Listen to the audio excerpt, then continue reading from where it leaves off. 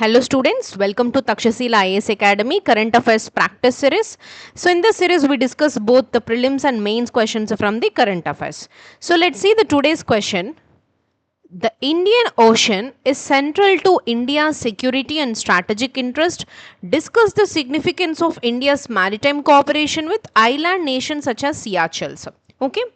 So students, first don't jump into writing the answer. Always spend at least 20 to 30 seconds decoding the question. Okay. So let's break it down. So the first step is to identify the keywords. Let's see what are the keywords in this particular question. Okay. So here there are three important keywords in the question. So the first one is Indian Ocean. The second one is the maritime cooperation. Okay. And the main thing is Seychelles. Maritime cooperation and Seychelles. So these are the three important keywords in this particular question. So these three words tell you the entire direction of your answer. Okay. The second step is you need to understand the demand of the question. Okay. So now ask yourself, what is UPSC actually asking in this particular question? Is UPSC asking you to write the complete India-Seychelles relationship? No. Is UPSC asking you to explain the geography of Indian Ocean? No. So the examiner is specially asking, why is maritime cooperation with island nations important for India's strategic and security interest? That means your answer should focus on the importance, that is the significance, not the history. Okay, so this is the demand of the question. So before going into the demand, let's have a rough mind map of this particular question. Okay.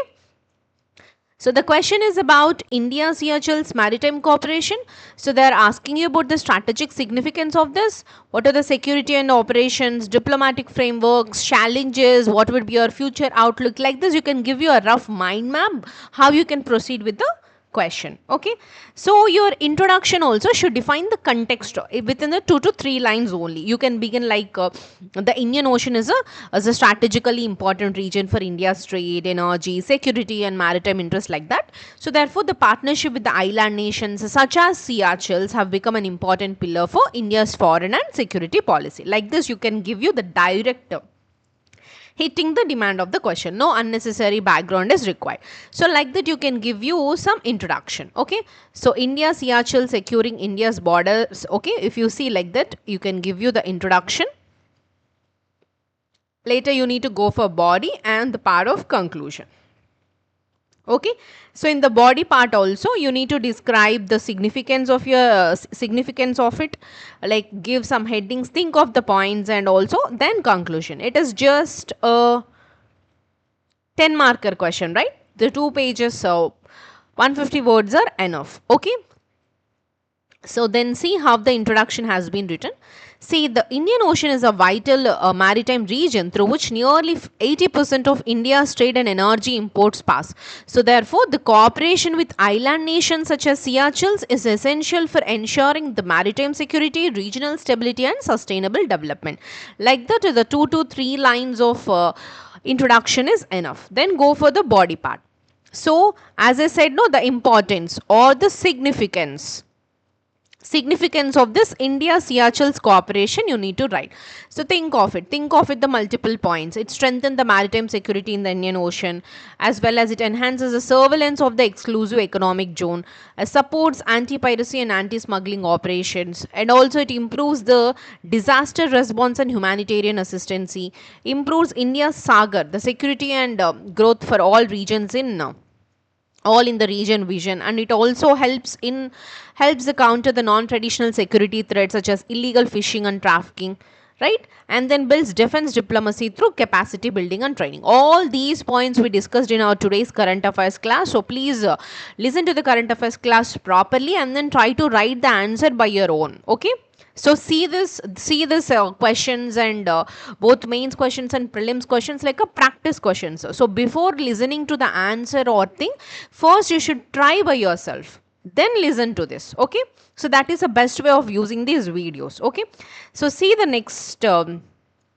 Try to write the challenges also. Try to write the challenges in this CRCHL's just 2 to 3 challenges where the China's expanding strategic presence, or you can say the climate change affecting the island nations, limited resource constraints, or increasing geopolitical competition in the Indian Ocean. Such as few 2 to 3 challenges are enough. So it is just a 10 marker question. It is enough. It is enough. See, no, this is a 2 pages where it has been given in a 10 marker. Up to this the question will be there, no? Write introduction within a few lines. In the body part, start here, give some significance, 2 to 3 4 lines, give some challenges here and conclude it. Enough, because there is a word limit. This is enough. This will directly hit the question. If you can able to draw a diagram also, then a simple diagram can be drawn here where you can represent the CRCHL's location. Okay, CRCHL's location in Indian Ocean. Then the answer looks so good and clean. Okay, so let's see the rough mapping of it. So India CRCHL's maritime cooperation, the significance, security and operations, diplomatic framework, challenges and framework.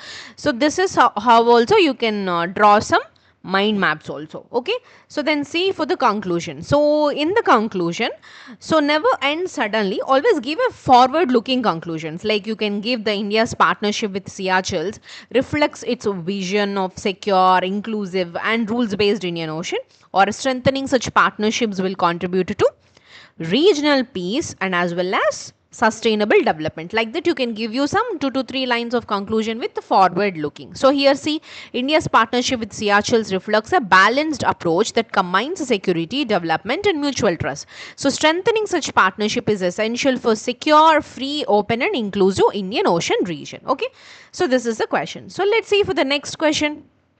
So the next question is, electoral roll accuracy is essential for ensuring free and fair elections in a democracy.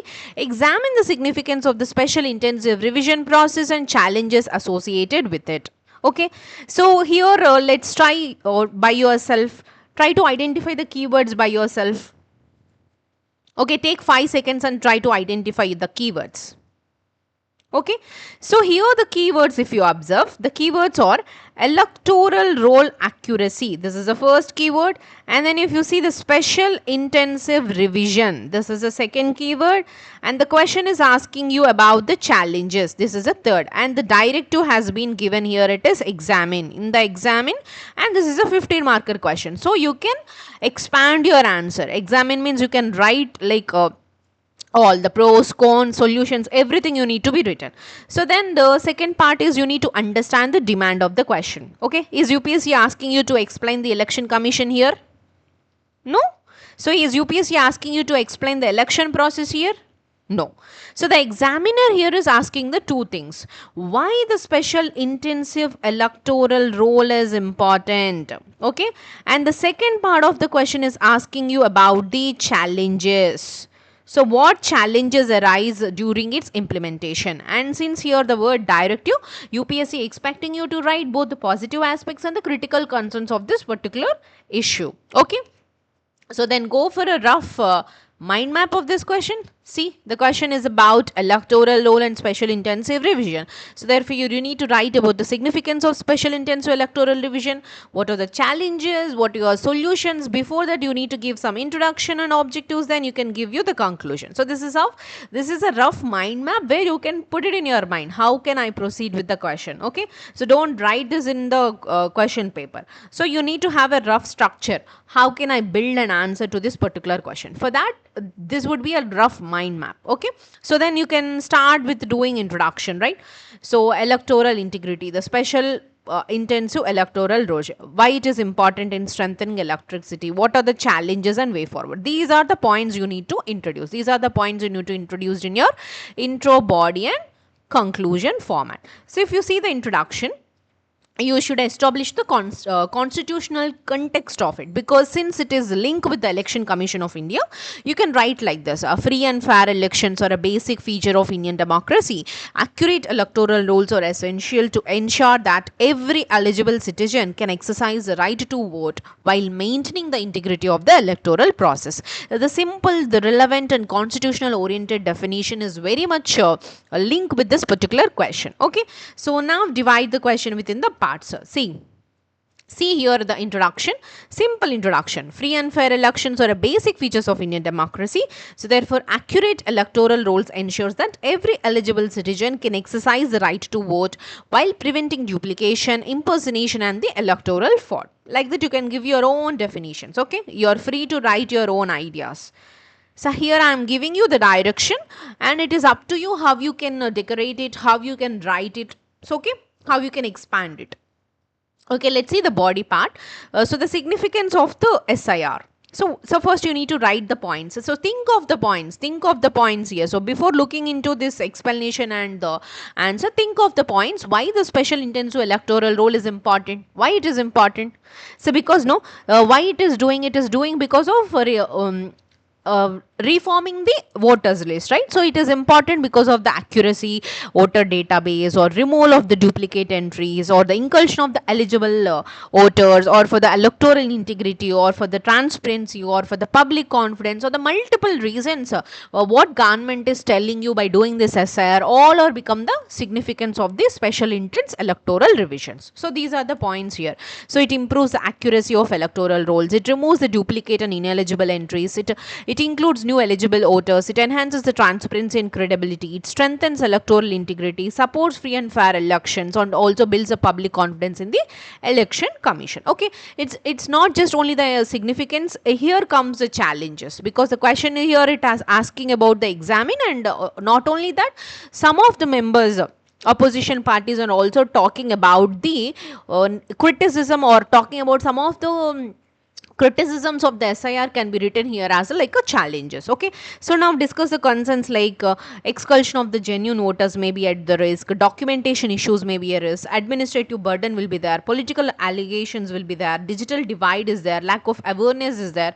Okay, so never ignore this part, because the question specially asking for the challenges in the word examine, right, and also in the question also. So that's why you need to write about the challenges. So these are the challenges: risk of expulsion, documentation, administration, political expulsions and transparency issues. So then go for some solutions, way forward solution. What would be the solutions you are suggesting? Always and always suggest the practical reforms. Okay, so you can give like transparent verification, use of technology can be done, strong grievance readdressal mechanisms can be happen, voter awareness campaigns can be done, and also independent monitoring system. So okay, like that you can give your solutions. Okay, these improves the answer quality. Okay, finally you will go for a conclusion. So before going for the conclusion, let's see the whole structure of the question once again. So this is the electoral roll and special intensive revision. What is the significance? You're writing in a few points, you're writing about the challenges in a few points, way forward solutions in a few points, and finally the conclusion will be in the 2 points. So this is the structure of the question. Now we are building in this way. Okay, so let's see the conclusion.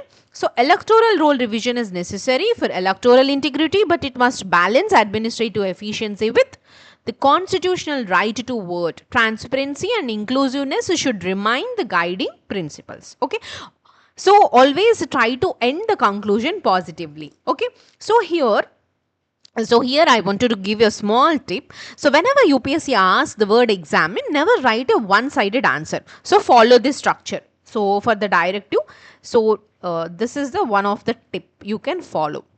So whenever the word examine comes, no, don't give the one-sided answer. So follow these structures, like give some introduction and try to give importance or significance, or it may be the positive version of that particular topic. The next you should give you the challenges or negative points, all these points about that particular issue. Then give some solutions, way forward or solutions of the particular issue, and then conclude it. This is going to be a good structure for writing these kind of questions. So this is exactly how UPSC examiner expects a 15 marker to be structured when these things will become. Okay, so remember this simple formula while writing the UPSC mains question. So the first thing when you see a question, first you need to identify the keywords in the question, then understand the demand of the question. Don't write unnecessary information, whatever you know, whatever you study. No, that is not going to work in the UPSC mains answers. Here I am not not only explaining you the current affairs, I'm like training your mind to write the UPSC mains answers and brainstorming also. Okay, so please use these classes perfectly. So then first thing is you need to identify the keywords and understand the demand of the question, then write a focused introduction which is hitting the question within 2 to 3 lines, then answer every part of the question in the body part, and then conclude it with a balanced future oriented perspective. So this particular framework will work for the maximum of questions. Okay, so now let's go to the prelims questions. Okay, so solve these questions. So here see the question. Consider the following statements regarding the Vikashit Bharat guarantee for Rozgar and Ajivika Mission Gramin VBG RAM. So the first statement says it replaces MGNREGA entirely. States are required to bear a higher share of expenditure compared to MGNRGA. It aims to provide 125 days of guaranteed employment in the rural areas. Which of the statements given above is correct? 1, 2, 2, 3, 3, 1, 2, 3. Take 5 seconds and try to solve this question. It is easy question only. Today only in our current affairs we discussed about this program and the scheme, right?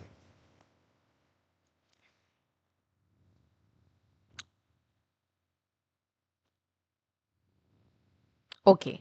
So here the answer is 2 and 3. Okay. See, the first statement is wrong because here if you see in the statement, it replaces the MGNRJ entirely. It's not entirely, it is replacing.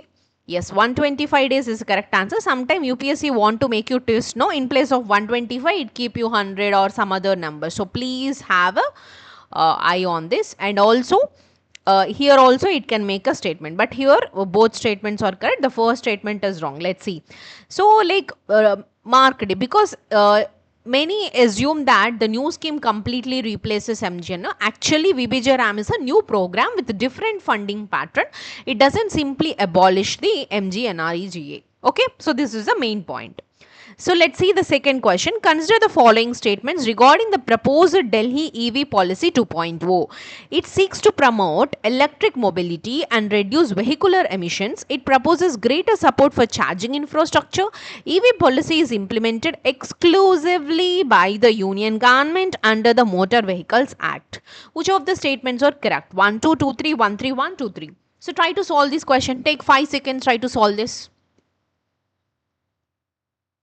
Yes. So here the answer is 1 and 2.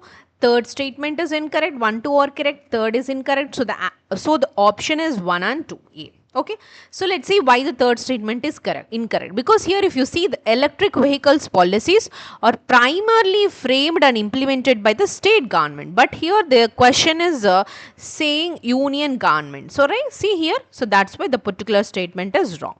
Okay, so although they operate within a broader national framework, the central initiatives like COFE. Okay, so this is a typical UPSC trap, the test between the central schemes and the state policies. Okay, so these are the today's questions from the current affairs, both prelims and mains. Please practice, students. Until and unless you doesn't practice these kind of questions by your own, just by watching or listening to the video doesn't give you a proper result. Please practice the questions again by yourself. That will give you best benefits by listening to these videos. I hope you like the class. Thank you for watching and all the best.